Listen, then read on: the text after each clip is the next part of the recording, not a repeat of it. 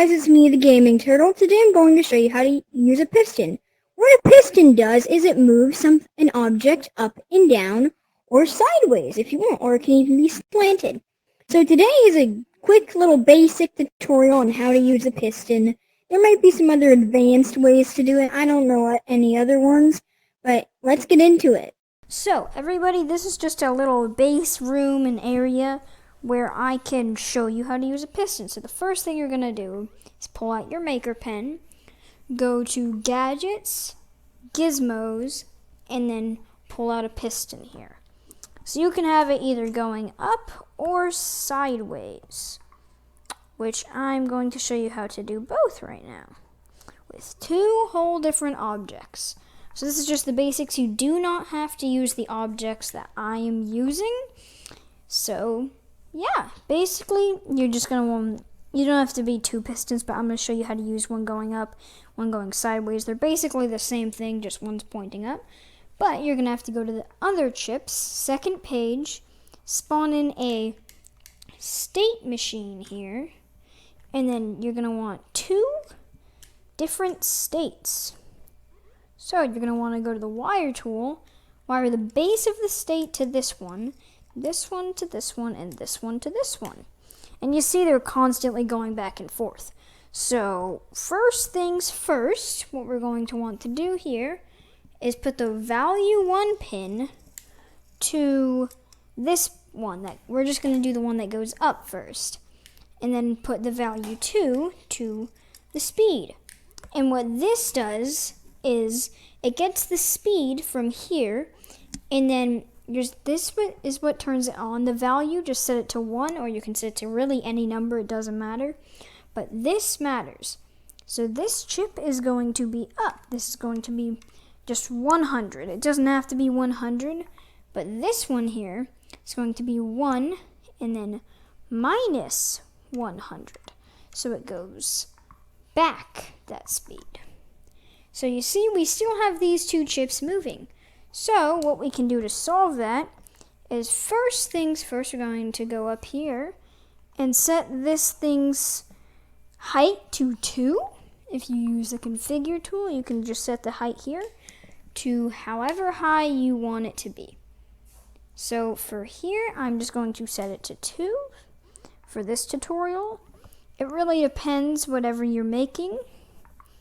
So for this one, we've basically got the basics done so far. So what you're going to want to do is you can spawn in a button, at least 2 buttons here. One for this one and another to go down. So you just set this one to the up, this one to the down. If you go to configure, you can name these buttons. You might already know this, but I'm just going to name this one down, and I'm going to name the other one up, because that's what they're going to be used for. You don't have to name the buttons. I'm just doing this to basically know what to click. For instance, let's just move it against the wall here. But now that these are connected to this one, all we have to do is just freeze these, and let's spawn in an object. You can use whatever, it doesn't have to be an object, it can be an invention, anything really. So for instance, I'm just going to use I don't know, I guess I could use a coconut bomb. That'll work. Put it right on top right there. It doesn't have to be directly on top of it. It can be really anywhere. But connect this little top pin to the coconut bomb. So now, if you click up, the coconut bomb goes up. If you click down, it goes down.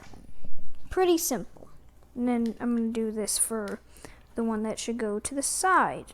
Just get rid of these pins and then add it to this, the on and off, and then the speed. Here, just do the same thing with the sideways chip. But for this one, I'm going to use a blunderbuss. Let's just use it for a blunderbuss here. It's a little bit like this. Just put it right there. And then same things. Just wire it up to this pin, to this pin. And then what I'm going to do here is just set the speed thing, or how long it's going to be, to 1.5. I don't want it to go too far. Actually, I'll set it to a 2. Maybe a 3 here. Great. So now what I'm going to do is, now that I have it set to 2.5, it's going to be perfect. So same with this. Up, it goes forward. Like really forward. Down, it comes here. But basically you can do this with any object. And yeah, it works with anything. And another thing is, with these things here, you're going to want to freeze the pistons, because that means other people won't be able to pick them up, because if they can pick them up, then they can move your gizmo. And another thing you're going to want to do is go inside the weapon that you are moving and make it is grabbable and make that off, so they cannot grab your thing that you're using. So that's going to be the end of this tutorial. This is a little bit tricky to learn how to do this, but you will get it sometime. If you don't and you need more understanding, just leave a comment down below and I'll look at it and I'll tell you if you need any help. Tell me if you need any help with anything or anything like that. Make sure to subscribe, like, and hit that bell button so you're notified when my content comes out. See you all later. Bye.